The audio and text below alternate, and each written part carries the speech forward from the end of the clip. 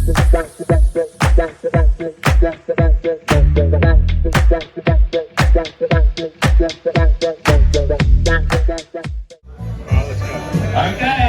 roll out 60% no voters. Roll. Welcome to week 3 of Tuesday night Heffron. Once again, a spectacular week of racing. Tonight, of course, as always, we're joined by the voice of Cycling New South Wales, Mr. Paul Kraft, and a man who once apparently did the whole race in B grade just using his left leg, Mr. John Syndney.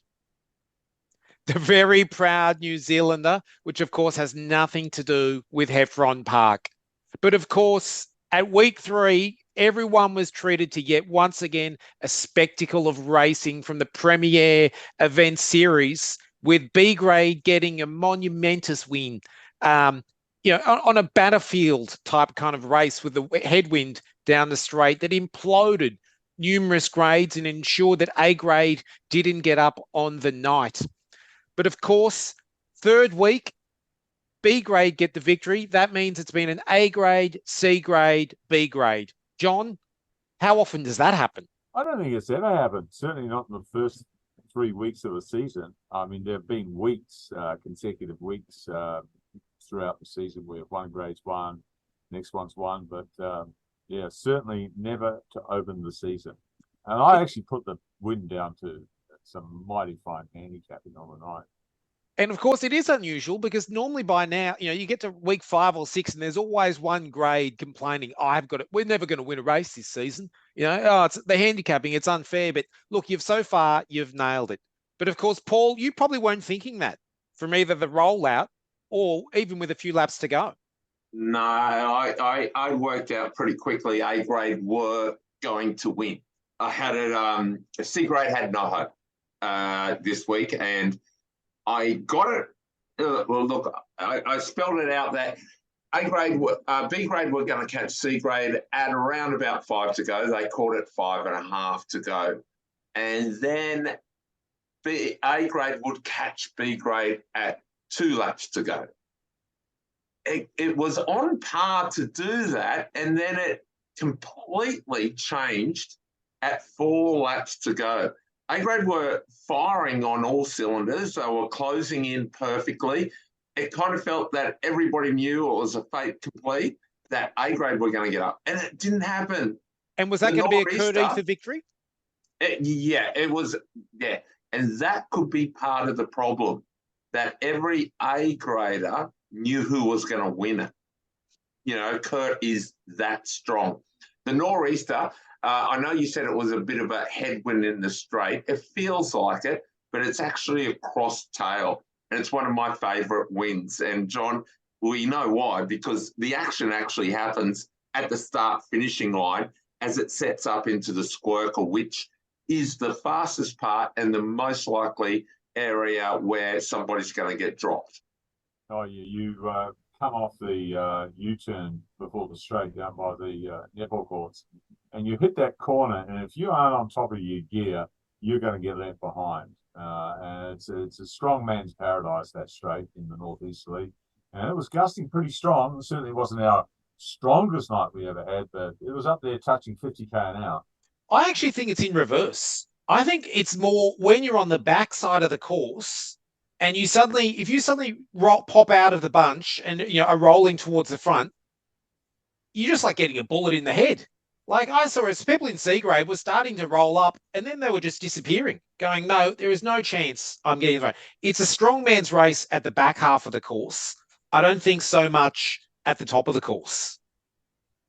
Okay, so the weaker riders, and Alexis, you fit in here, the weaker riders in that headwind back straight, they get it pretty easy. That's where I'm saying the hardest part of the course is those tailwind areas. Yeah. And what also I said at the start, if C grade don't punch over the second pimple, it will stall there, and they'll lose 5 seconds on that lap on that section. And, I think that's right. I think we were losing 5 seconds there, and we were losing 5 seconds on the one before that as well. because the wind's right in your face, and you need the front riders into that wind going hard as they can, knowing that everybody's getting a free ride, but the bunch is moving faster. You know, you've got plenty of people who will do the turn in the cross or the tailwind. We're all happy to go fast there, but you're going to lose a lot of time if your grades are not moving hard into the headwind. And obviously, as a result of that, B grade must have had it down pat on Tuesday night. I mean, that's a superb performance by them. I mean, they caught C grade comfortably. With an, was it 5-6 laps to go? I think, Heath? 5.5. Yeah, there was an interesting tactics in B grade too, especially the young Rawlin riders, Benny Coates. Lucas Stevenson, lap 2, you wouldn't have seen it. Lucas Stevenson's off the front from lap 2 in B grade, and they were moving. They were swapping off turns. They had the echelon there, and Lucas is 100 meters in front, just going for it for a couple of laps. You actually asked me on the microphone, what did I think that Lucas was trying to do? I said I think he's trying to prove that he's good enough for A grade. Yeah. I don't know if you prove you're good enough from A grade though by going at lap 2. I mean, we know he's got endurance after his big monument victory last year, but gee, lap 2 in those conditions. Right. And also, yeah, being powerful. There's more to it than being strong, but I have some smarts. And also, I think that's kind of denying, and kind of almost disrespectful because to the rest of the B grade who are working so well. And I think, you've now got Centennial Park, probably one of the better looking kits. So they certainly stand out. They're working really well. They're rolling through. You had the Hydra play guys, that if that group works together, they could continue to get up there. And so, I suppose a special call out to those Centennial Park riders. It's James Lamb, it's Andrew Jacobs, Diego Cannavaro. There is one more, Percival.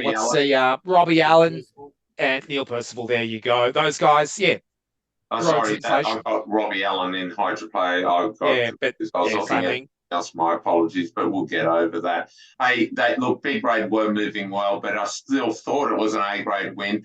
There were multiple moves. 4 of them got off just before they caught C grade, and they got across the C grade first, but again, latched on. How was it when B grade got there, Alexis? I think actually it wasn't too bad. And I don't know, I think quite a few C graders were kind of, again, you were able to hide in so many of the sections. And I think perhaps as well, the other thing that was causing and allowing so many C graders to hold on was B grade then also started thinking, how are we actually going to win this race? So I think those guys at the front, they knew they probably had the strength in numbers. And so there were a few parts where it'd stall. So you were thinking, I'm going to die here. I'm going off the back. I'm going to explode. And then, it eases up for those few moments. And then you latch back on. I've got to ask Alexis, were you thinking B grade's caught us with 5.5, A grade are going to be here pretty darn soon? Pretty much any moment. I mean, look, I don't have time to look. Yeah, that's right. I mean, I was looking behind it, no idea if they were coming, but you kind of think, gee, if B grade have already caught us, it's only a matter of time now. It's the inevitable finish of, here comes the whirlwind. Crafty was calling that from lap 1. And I've got it wrong. I've got it completely wrong. Everything I saw right up to 4 to go, and you eyeballed each other. Yeah, At 4 laps to go, what do I mean eyeball? The A graders are coming over the people as the B grade, C grade are coming into the straight. You're literally on the course about 15 meters apart and you're staring right at each other's eyeballs. You're coming, we're going. Oh my God, it's happening. And that was at 4 to go, Alexis. You must have seen that. That's right. And I think that's when Robbie Allen, who I know Vaughan called out there, went to the front and decided to start doing some monster turns to ensure that they had a very good chance of victory. Because at 3 to go, were you still there, Alexis? Still there, Guess what happened at 3 to go? Trying to breathe. You guys eyeballed each other again. That within A-grade barely made up 20 meters on lap 4 into 3. What happened? John, Got a theory? any theories, John? Well, there was an incident. I suspect that played lost the chasers a few seconds each lap in those closing laps. But I think the biggest driving factor was the fact that B grade believed, and especially the Hydro player riders, Robbie Allen in particular. I mean, you saw him come in on the bell lap, absolute respect, and that was a massive effort for those B grade and the Centennial Park riders. I actually believe it's another photographer that may have caused the issue. What did he do? No, I'm saying Jack Bennett. His absence, because he had a photo shoot.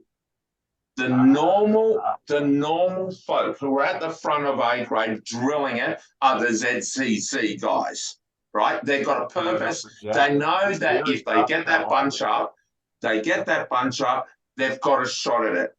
If they got that bunch up on Tuesday, who was going to win it for ZCC?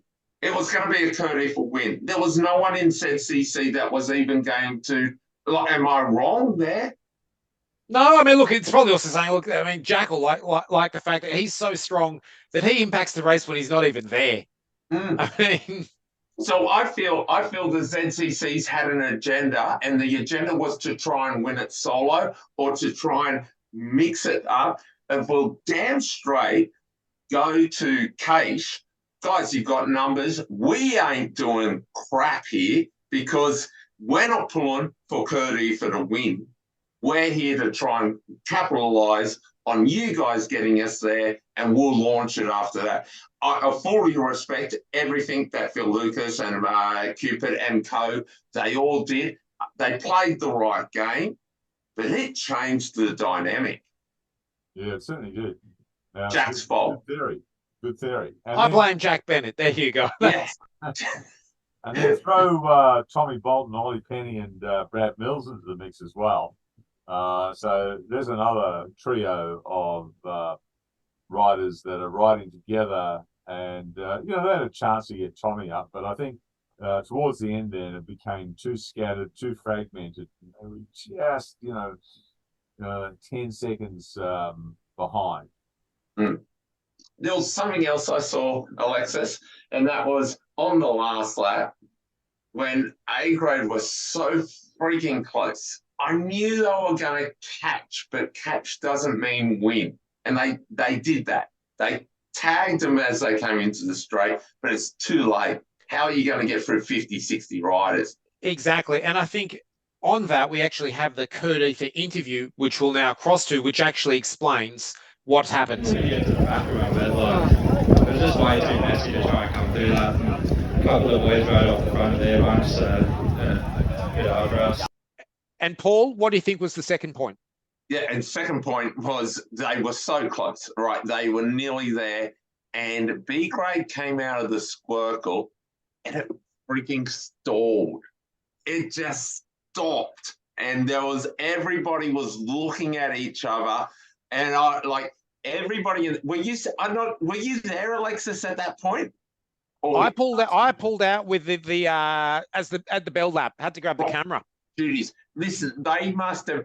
Everybody who thought they had a chance of winning the Heffron Park must have been going, oh my God, someone go. It just crawled out of there. There was 4 or 5 wide, and I'm going, oh my, they've got a chance again. It was the crowd. John, you were there. Alexis, you were there. It was palpable, right? Everybody was going, what is going to happen? This is craziness. It's because it's happened so many times in the past where all of a sudden that last lap, you're like, oh, it's a B grade special. All of a sudden they get to the pimple and bang, everyone, all of a sudden the A graders fly through. But not this time. No. What happened, John? As I mentioned in the race report on the Facebook page, the move was the classic 101 out of the big hitters playbook. It's not over. We've been Cooey. Who is it? Who is it? Help me out. It is Nico. Is that Nico? Is that Nico? He's been knocking. Here comes the ride of Kai Goldman. But Nico. Kai Goldman. April, what are you doing, in the top 10? Kurt Easter. Top 10. He fired a big one over the pimples. He got a gap leading into the hairpin turn. He held that gap. He was dying 1,000 deaths as as Kai Goldman came out of the bunch. There were a Rayhound Shocker, who's a good sprinter, the youngster. He was halfway, like he was obviously attuned to Nico's move because he found himself off the front of B grade as well, and then Kai came from a few wheels back and sprinted home for second. It was possible he could catch him if Nico, but Nico was pretty darn determined. That's a big question. Yeah, I know. Hey, it wasn't a brilliant sprint. I know you had to sprint, but you must have launched it in the hairpin. Yeah, it came around there and everyone's like getting a bit edgy and kind of stood up. Then it was like, might as well give it a bit of a jam and see what kind of we can make out of it, because I don't got a kick, but might as well give it a crack. Don't give it a shot, then just gonna sit back, right? Well, you're pulling turns, I saw that. But you must have been packing darkies coming out of the Squircle when B grade stalled on that last lap. You're going, oh, come on, we've done 15 laps at pure speed and this happened. Yeah, it was, well, if we bring that to the beginning, it was pretty dicey, just everyone feeling out of sync. And a few people pulled it in and just got a bit commanding, which was really good. And then kind of got a consistency, and as soon as everyone could see where A grade was going, I could go catch C. You just saw how pensive everyone was, like, everyone pretty out of breath. I know. Not as determined as somebody else who was running to the finishing line, though. Alexis? Who was running? Come on. Well, I completely missed what you were saying here. I actually have no idea what you're talking about. Vaughan, Right. There you go. I was just like, who wants to win more than Nico? I mean, you're just like, you're living off that for the rest of your career. So, if I came home and said I'd won Heffron, like, yeah, I'd almost think about retiring. Like, I'd be expecting some kind of public holiday. Like, anyone who's sacks an employee is a bum. Exactly. That's the kind of I want my work to have like the cake and like the banner up. Congratulations when I walk in the next day. Like that's the kind of, and I know that's what everyone else is thinking as well. I'm not alone in that thought. Right. Yeah. So let's do a quick wrap of the other place getters. Just while you mentioned Kai Goldman, another good finish from him. Young Kai, he's pretty quick in the old sprint at Heffron, isn't he? Yeah, track rider as well, Alexis. Yeah, he's pretty quick. Second overall. Ray Shocker third. It's actually, when you look through, the juniors actually had a pretty good result. Luca George was fifth. Yeah, fifth. Hey, right, younger brother of Dylan George. Yeah. So who squeezed into fourth overall? Chris Toon. Looking good though, wasn't he? Looking good. Actually, I gotta say, Tooney, your races the last couple of weeks, your rides have been very, very impressive. And then, of course, you've got the C grade winner, who I know we caught up with after the race, first time Heffron rider, and also obviously an experienced handicap rider, given the way he raced it. Rodrigo giving you some tips and good ideas. Yeah, I had no idea what I was saying. You were strong, but you didn't understand the wind. Is that what you're probably alluding to? No, I just didn't know we were rolling turns. Okay, you knew it was a race, and you knew it was a handicap? Yeah, Cool, I like it. Alexis, you were in there. Michael Schmidt, he looks super strong. What I saw was confusion. Rodrigo had an attempt to try and explain how it was happening at 45 k's an hour. What do you see? Absolutely. But of course, you're having to do that with numerous people, you know, in C grade. Focus on Michael. I really want to know how did you spot him in the bunch at all? Look, Michael was just one of those riders who, yeah, he was just consistently rolling turns, and then obviously what became the washing machine when it became B and C, and bang. I mean, great positioning. Well done, Michael. He's clearly very, very strong. What do you reckon, John? Well, interesting the way Michael turned up the race, because as everyone knows, Heffron Buncher Tuesday night has a bit of a reputation in that it is a very different type of racing. It's you know, pretty solid, strong in across all three grades, and it's 10 to 6, and I see a new rider at Sign On. And oh, hi, yeah, my name's Michael. I was going to race. So I said, oh, that's good. Have you entered? No. Have you raced before? No. Oh, okay. Wow. And I'm just stunned that someone would just turn up at 10 to 6 to Tuesday night Heffron and race and think, oh yeah, I'll give this a go. And I could clearly see that Michael was capable. He looked pretty fit and lean, and but we decided that he had raced at Heffron a couple of times on a Saturday, and I said, well, just, you know, do C grade and just get comfortable.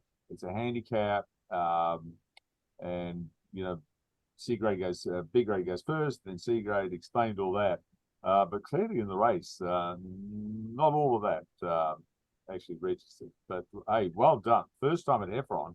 And look, your first grade win. It registered though after a few laps. It wasn't like he was the only, he just did one and then disappeared and waited. He was rolling turns, so he had a great race. And I think on that, the other person who had a great race, chapeau to Amy Vesti. Oh, I mean, talk about turning back the clock.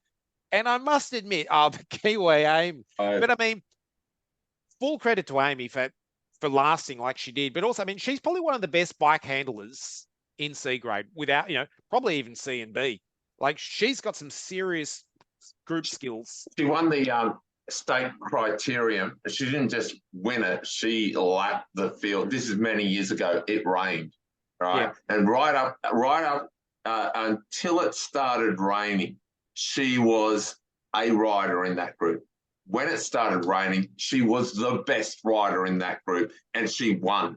She was the state champion. It was unbelievable, her bike handling skills. I happen to know, I happen to have spoken to Amy. She was gutted week 1. She was disappointed week 2. Raced that week, didn't she? Yeah, mate.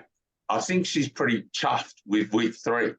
I want to talk about Vaughan McVilly though. I really do. The guy was like, he was floating as he came home. Of course, he's claiming your credit for Nico's win because he had planned it right from the beginning, and he most probably did. But whatever they did plan, whatever the plan was, they executed it very well. Yeah. And as a rider, I must say, it's great having Vaughan up on the pimple. You know, the other week he was there in his onesie. But, you know, they certainly make it a bit of a spectacle up there on that corner. And, you know, you're not just hanging out for the straight. But full congratulations to Vaughan and the whole team there on, well done, Vaughan, achieving what they obviously have been planning and hoping to execute the last number of weeks. It's good to see. Not a big team, but they got good plans and certainly a good cause as well. Mm. And of course, he's not the only spectator as well. It was another cracking turnout on Tuesday night. Yeah, nice night. You know, the sun comes out and everyone comes out.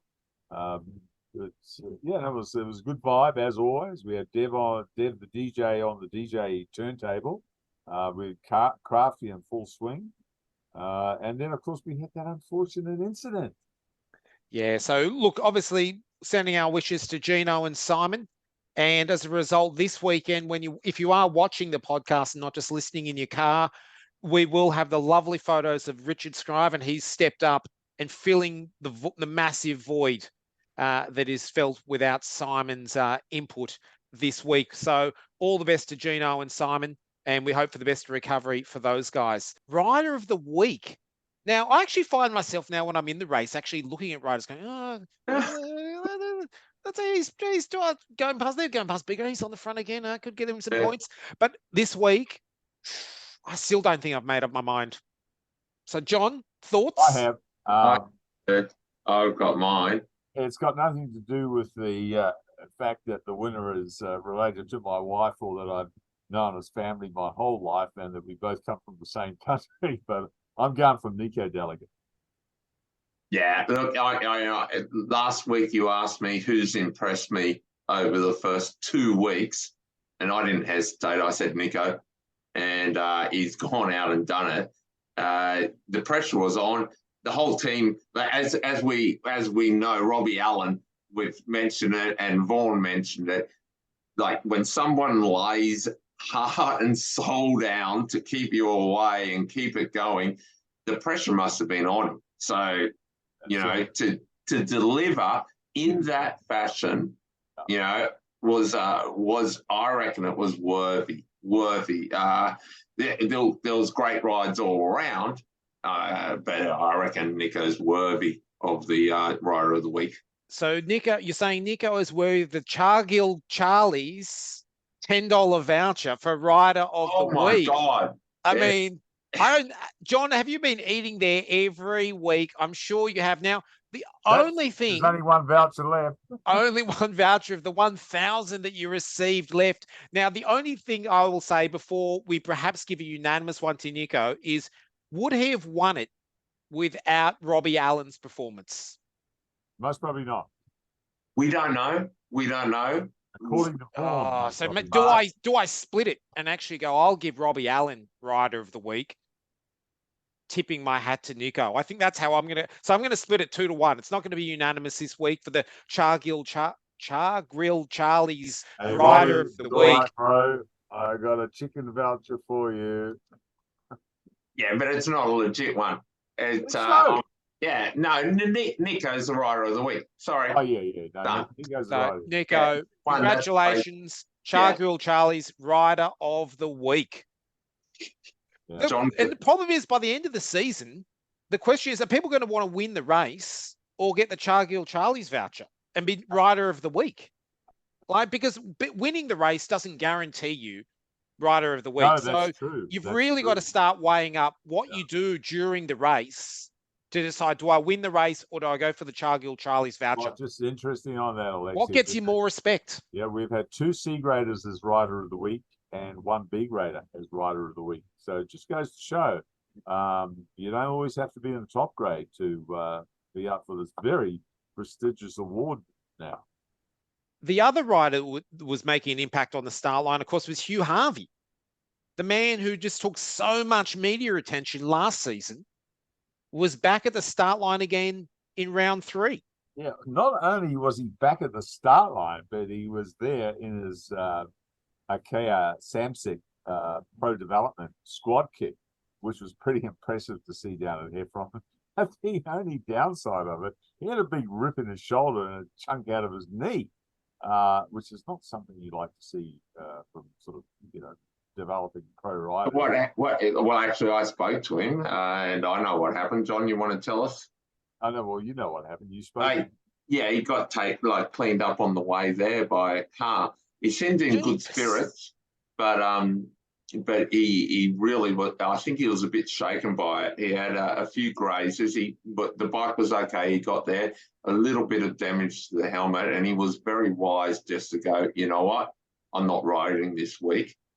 So I'm pretty impressed with that. Right. Yeah. He also had only pretty much just landed in the country. He said it was his first ride in a few weeks. Nice afternoon. Hey, I'll roll out, go down to Heffron, show up my new Arkea skin suit, and bingo. All of a sudden, lying on the ground with a couple of grazes on him. So is that news I missed? Is he riding for Arkea Samsic, or is it just a skin suit he picked up?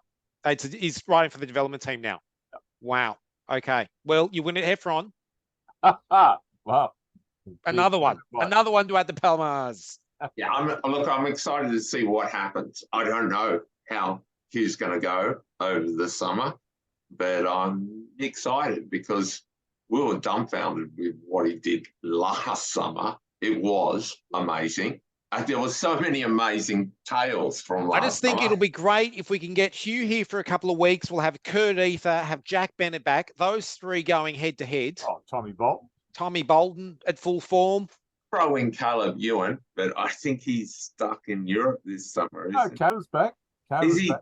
Caleb's back very soon, actually. He's going to spend a week in Sydney before he heads up to Noosa. And he's going to be in Australia for a couple of months because now back in his old team, J.K. Alula is here for the Tour Down Under, here for the national titles. And He was tossing up. He had two offers, Hydra player and J.K. I thought it was the third one. I thought the best offer he got was ZCC. That's what I heard. You heard that one as well? Yeah. I heard though they couldn't guarantee he was going to be number one sprinter. Got it. Because point season, Jack's got to defend the title. Yeah. Again, he's number two. And that's why he ended up on J.K. again. Exactly. Yeah, Exactly. worked it out. All righty. I think with that, we're going to wrap it up. Yeah, it's good. And of course, everyone's got a story after a Tuesday night. So we look forward to seeing you all back there again next week for week 4. And John, what do we say? What do they say, Crafty? What do they say? I say, see you next Tuesday. Weather's looking good. Let's do it. See you next Tuesday. Go See the you All next- Blacks. Tuesday, mate. Tuesday.